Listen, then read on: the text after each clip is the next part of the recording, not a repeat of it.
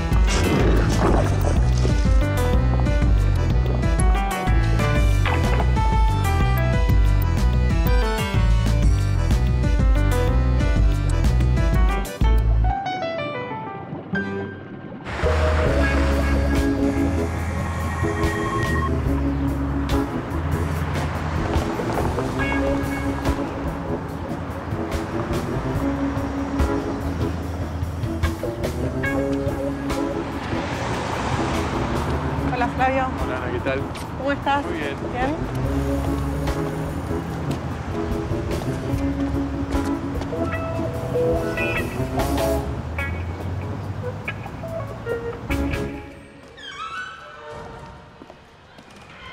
Bueno, vos ahora no vivís en Buenos Aires, pero tu historia empezó acá. Sí, sí, ahora no vivo acá, pero sí, empezó acá. Bueno, depende de qué historia, digamos. La historia académica empezó acá, sí, en el año 70, calculo. Empezaste la primaria acá en el 70. Exactamente, sí. ¿Y cómo fue tus primeros pasos por la academia, como vos decís acá? ¿Te encontraste con la ciencia por primera vez en esta escuela? Sí, no sé si con la ciencia particularmente, pero con el conocimiento sí, seguro. ¿Y hubo algo de ese conocimiento que te hiciera suponer que podías llegar a querer dedicarte a la ciencia? Sí, creo que hubo algunas cosas del colegio, del Instituto Bernasconi, que me deslumbraron y pensé que, digamos, la cosa podía ir al menos por el mundo de los animales, de estudiar e investigar a los animales. ¿Y qué fue lo que te llamó la atención? ¿Con qué cosas te conectaste? Me conecté con dos espacios dentro del colegio. Uno es la biblioteca, tiene una hermosa biblioteca, y otro es el museo. Tiene un museo que tiene mucho contenido de ciencias naturales. Y esos dos espacios, digamos, me daban un ambiente de regocijo por el conocimiento, digamos.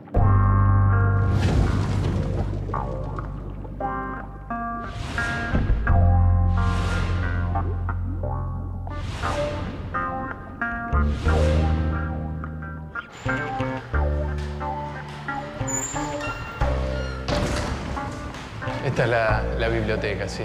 Qué lindo. Que también, por lo que recuerdo, está exactamente igual a lo que era entonces. Qué hermoso lugar. ¿Y acá que venían regularmente? Sí, acá veníamos específicamente cuando teníamos algún trabajo en particular, alguna investigación, digamos, es como que el colegio promovía, digamos, que el alumno vaya a consultar a la biblioteca, que hable con el bibliotecario y ese tipo de cosas.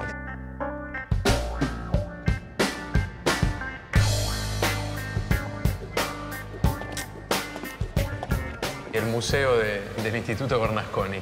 Sí, es el lugar, digamos, que creo me impactó por primera vez y me estimuló de alguna manera, me indicó que había un camino por el lado de la ciencia. Las exhibiciones, las muestras que había acá eran para un chico de 7 años, 8 años, digamos, impresionantes.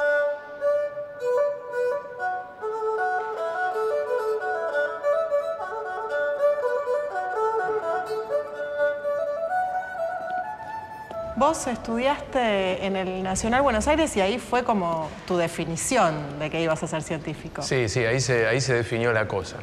Pero en realidad la elección del Buenos Aires fue media fortuita, porque recuerdo que nos llevaron de excursión de aquí del Bernasconi al Nacional Buenos Aires en el año 75 o 76, no sé. Estábamos terminando una la época primaria. interesante.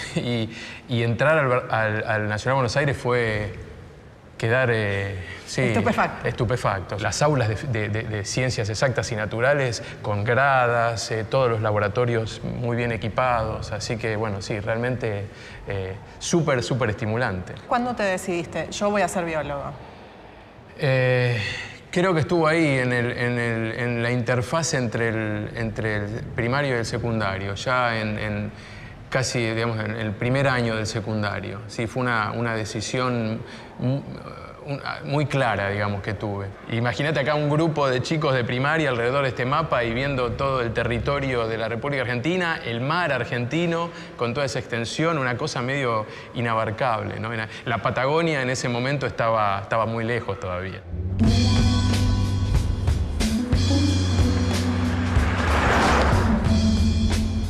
Flavio terminó su etapa de formación en la Facultad de Ciencias Exactas de la Universidad de Buenos Aires y llegó a ser doctor en Ciencias Biológicas en 1995.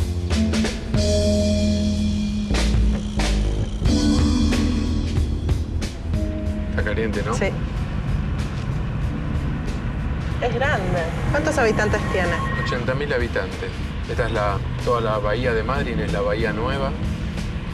Está ubicado, digamos, en las aguas del Golfo Nuevo, el golfo que está al sur de la península Valdés. Sin embargo, a la hora de elegir dónde asentarse como investigador, lo hizo a 1.400 kilómetros de distancia de Buenos Aires, sobre la costa del mar argentino, en la ciudad de Puerto Madryn.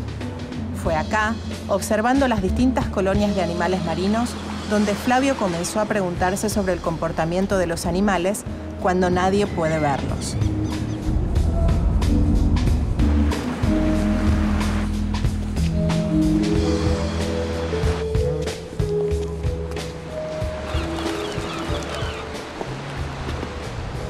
Contame, Flavio, ¿por qué elegiste el mar como lugar de trabajo? Mira, la elección del mar es un proceso extraño. Digamos, de chico me sentía admiración por el mar. Creo que tal vez como cualquier persona, cualquier niño.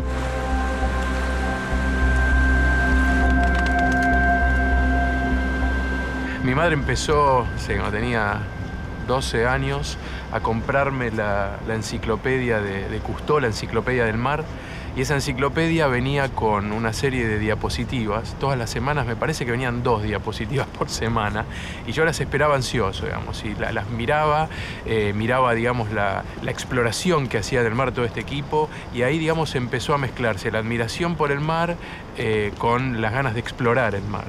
Después decidí estudiar biología y, bueno, la combinación perfecta era estudiar el comportamiento animal, que a mí me fascinaba, y de bichos que viviesen en el mar.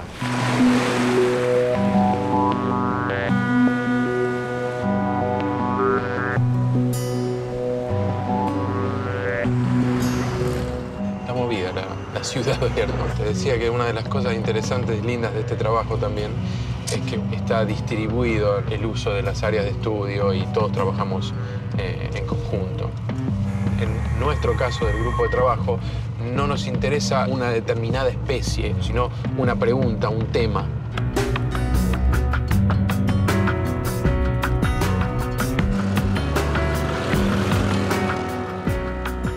¿Cómo fue que llegaste a Península de Valdés? Estaba estudiando la licenciatura en Ciencias Biológicas en la Universidad de Buenos Aires y ahí me empezó me atrapó la idea de estudiar animales marinos y comportamiento animal. Entonces empecé a comentar eso entre los amigos y alguien me sugirió que contactara a un investigador, al doctor Claudio Campaña, Y bueno, así llegué a estudiar el comportamiento reproductivo de lobos marinos en la península Valdés en el 86. Terminé la licenciatura en la Universidad de Buenos Aires, como te digo, y como ya estaba conectado con ese grupo de trabajo, seguí trabajando y pedí una beca y entré como becario aquí al Centro Nacional Patagónico. Tuve una beca postdoctoral y me fui a la Universidad de California. Volví en el año 98 y ahí entré a carrera como investigador asistente de CONICET. ¿Y específicamente en qué consiste tu trabajo? Bueno, básicamente y en forma resumida colocamos instrumentos electrónicos que son pequeñas computadoras que permiten registrar cada uno de los comportamientos que los animales realizan durante su vida. ¿Y esa información para qué sirve? Los resultados que nosotros obtenemos con nuestras investigaciones nos permiten, por ejemplo, determinar cuáles son las áreas marinas más importantes para las diferentes especies de predadores tope del mar argentino. Ver que todos los factores que intervienen en ese funcionamiento sigan funcionando. Entonces nuestra información es una de las piecitas de un rompecabezas que contribuye a comprender ese funcionamiento de manera lógica y basado en información científica.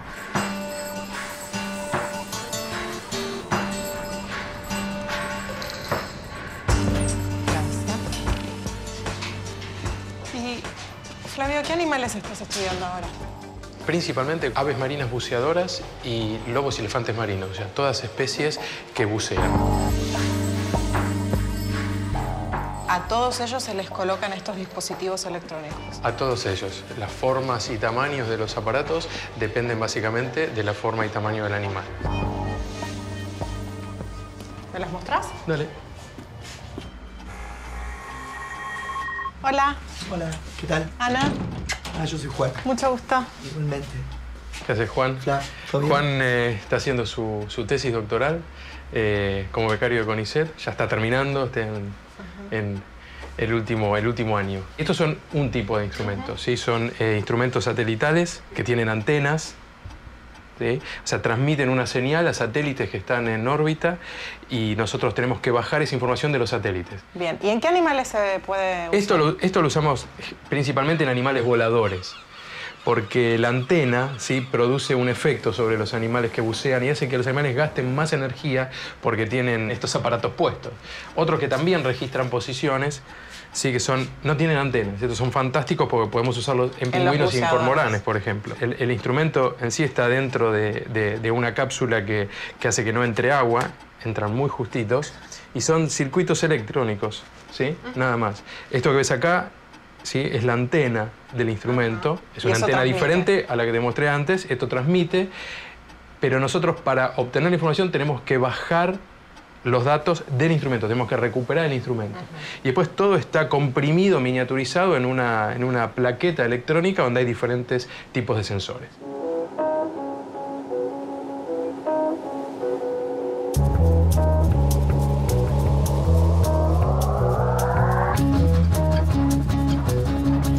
Hay unos aparatos un poco más complejos que se llaman diarios íntimos. Una plaqueta con un circuito electrónico embebido en resina. Acá tenés diferentes sensores. Por ejemplo, la posición, ¿sí?, latitud, longitud, donde se encuentra, la orientación del cuerpo, todo en el mismo momento. La orientación del cuerpo, la velocidad, la aceleración en 3 dimensiones de ese cuerpo, la temperatura del agua, ¿sí?, todo al mismo tiempo. Entonces componés después con esas piezas de rompecabezas el movimiento general y el comportamiento que el animal desarrolló, pero a una escala muy precisa. Cada una de esas variables es medida hasta 8 veces por segundo.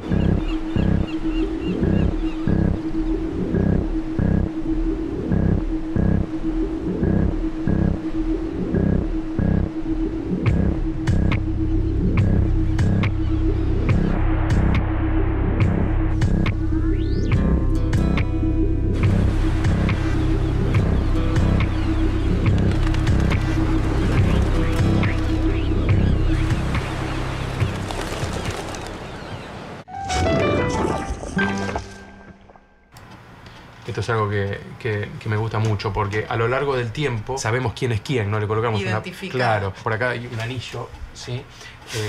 Estos son anillos que le colocamos a las aves que tienen un determinado código, entonces nos permite saber que KK960 era tal animal. En muchos casos conocemos la edad, sabemos cuándo nació, o sea, eso es fantástico, y lo podemos seguir a lo largo de los años. Y acá tenemos un mismo animal seguido en el año 2007, 2008, 2009 y 2010. Entró una... Rory. ¿Quién es Rory? Rory Wilson es el creador de diarios íntimos, Daily Diary. ¿Y vos trabajás en conjunto con él? Yo trabajo en conjunto con él desde el año 2000 aproximadamente y fuimos, digamos, creando paralelamente un equipo de trabajo acá en Argentina con investigadores, becarios de CONICET y un equipo de trabajo, trabajamos en forma sinérgica en la Universidad de Swansea en Gales, que dirige él. Así que intercambiamos estudiantes, nosotros vamos para allá, ellos vienen para acá, pero lo importante es que el trabajo se hace en Patagonia, o sea, nosotros somos los locales. O sea, toda esta tecnología está aplicada a entender el comportamiento en el mar de aves y mamíferos marinos de Argentina. Ahí lo atendemos. Rory. Hola, Flavito. ¿Cómo andás? Pónete más cerca del micro, por favor, porque estás hablando muy bajo. ¿Ahora me escuchas bien? Sí. Agustina estuvo actualizando la base de datos y tenemos 440 cormoranes instrumentados entre GPS, Daily Diaries y bueno, nada más, 440 desde el 2004 ahora y 126 pingüinos. Increíble. 46 que vamos a tener este año, va a ser 500, vamos a hacer una fiesta inmensa, ¿no? Dale, dale. Abrazos, saludos por allá. Chao, chao. Chao, chao.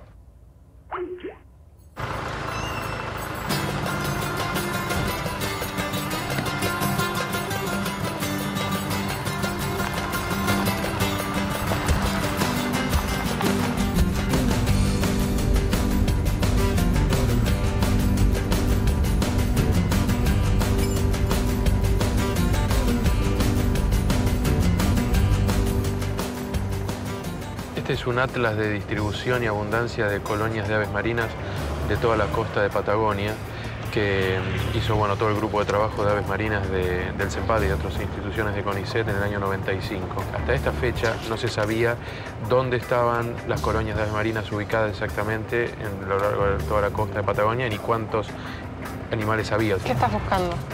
En la colonia de cormoranes donde vamos a ir ahora. Vamos a visitar esta colonia que está acá. Voy a dar una vuelta acá porque quiero probar a entrar por ahí.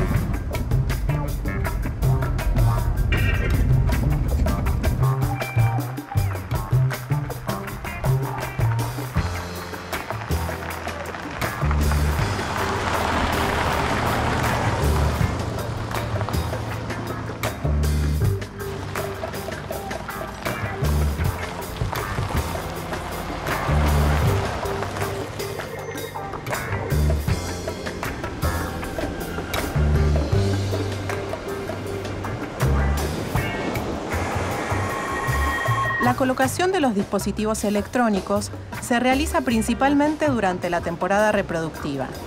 Según la especie, esto ocurre entre agosto y enero. El desarrollo tecnológico de estos registradores electrónicos es el resultado de un trabajo en colaboración entre el Centro Nacional Patagónico y la Universidad de Swansea en el Reino Unido. ¿Estos son? ¿Y qué es lo que te interesa analizar, estudiar de estos animales? Con esta especie particularmente vamos a trabajar sobre dos preguntas. Queremos saber dónde se dirigen a comer, cuáles son las áreas de alimentación en el mar y queremos saber con qué frecuencia realizan buceos a lo largo de todo un día, ¿sí? Y a qué profundidad están buceando. ¿Ese procedimiento que le hacen a los animales de colocarles el dispositivo, les genera algún tipo de complicación, problema? ¿Qué hay que hacer para que los animales se dejen hacer eso? Sí, Juan y Agustina estuvieron trabajando en ese tema específicamente. ¿Ah, sí? Sí. Sí, estudios hechos en cautiverio se ha visto que si el instrumento es colocado de la manera correcta, tiene el peso también correcto, no causa ningún efecto. Y también se han hecho trabajos a campo en los cuales se compara cuál es la duración del viaje de alimentación de un animal con instrumento y sin instrumento y no se han visto diferencias. La posición donde se coloca el aparato es crucial porque se ha probado en diferentes lugares y lo que calcularon fue la energía que gastaba el animal poniendo el aparato en diferentes partes del cuerpo.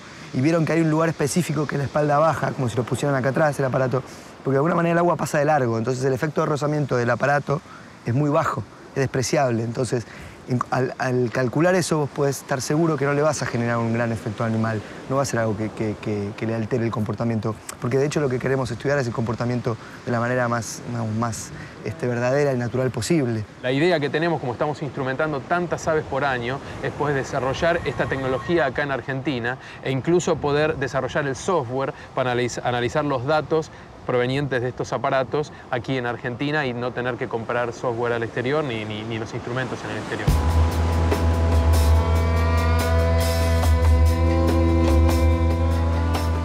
A través de los años, Flavio mantuvo la curiosidad sobre el comportamiento de los animales cuando están en el mar. Colocó 3 pequeñas cámaras en cormoranes con la esperanza de registrar un viaje de alimentación. Logró recuperar solo una, y para su sorpresa, lo que vio fue algo jamás registrado.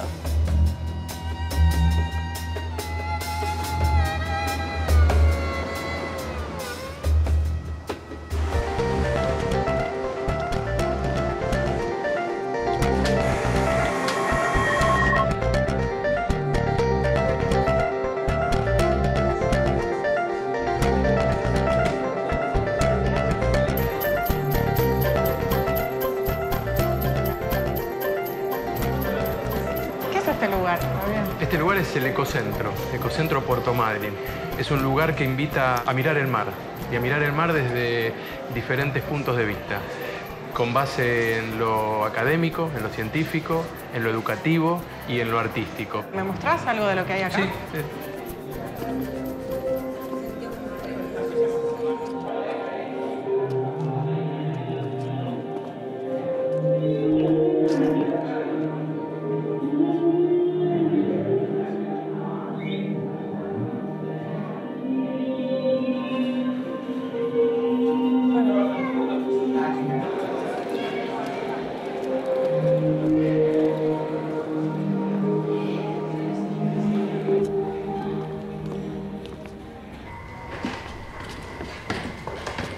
¿Cuál es tu relación con este lugar?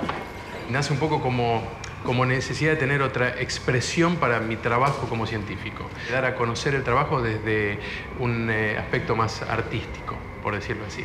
El Ecocentro es el ambiente ideal para eso, es como que me siento identificado. O sea, todo el tiempo que uno permanece en las oficinas, en sus laboratorios, encerrado, bueno, acá lo podés como liberar.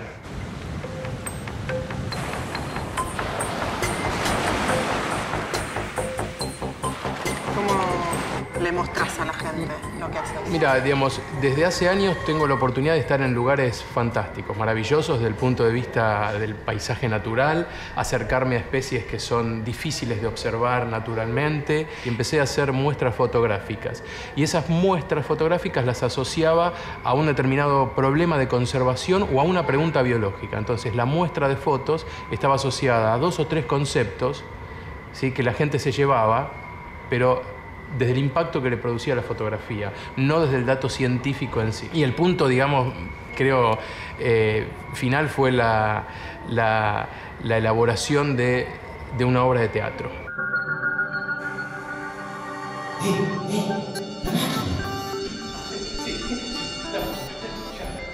Se llama El científico y la máquina que guardaba el secreto del mar. Y bueno, trata de un científico que está totalmente desvelado por su máquina. Lo único que le interesa en la vida es develar el secreto del mar. Y crea una máquina para que eso ocurra. Hay algo que en un momento dice el científico de la obra, dice, mi máquina va a liberarnos del conocimiento de lo obvio y habitual. O sea, eso es lo que, en definitiva, creo que todo científico pretende, pero también tiene mucho que ver con el arte eso, ¿no? Como ir un poco más allá. Como ir un poco más allá, como ir un poco más allá. Así que bueno, esa es, que en definitiva, bueno, el Ecocentro, y volvemos a la pregunta original, es el espacio donde puedo, digamos, mezclar 2 cosas que me gustan mucho, que es la investigación científica y la expresión artística.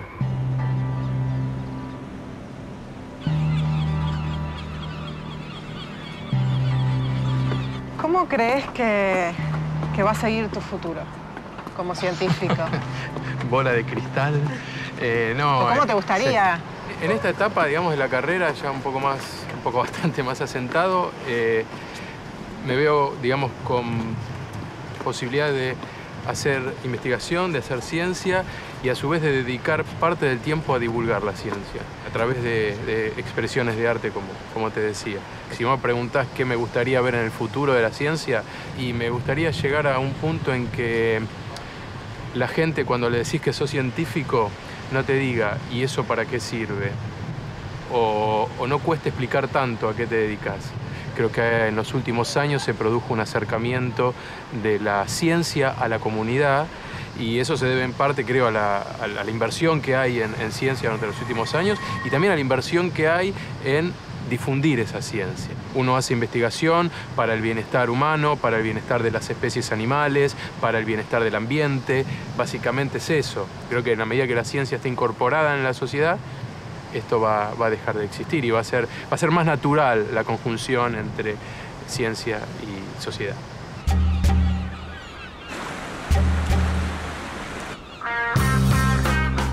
Con sus investigaciones, Flavio se involucra en el desarrollo científico y tecnológico del país y en la conservación y el manejo del ecosistema acuático. El registro en imágenes del vuelo y el buceo del cormorán impulsaron a Flavio a desarrollar nuevas líneas de investigación sobre aves y mamíferos marinos.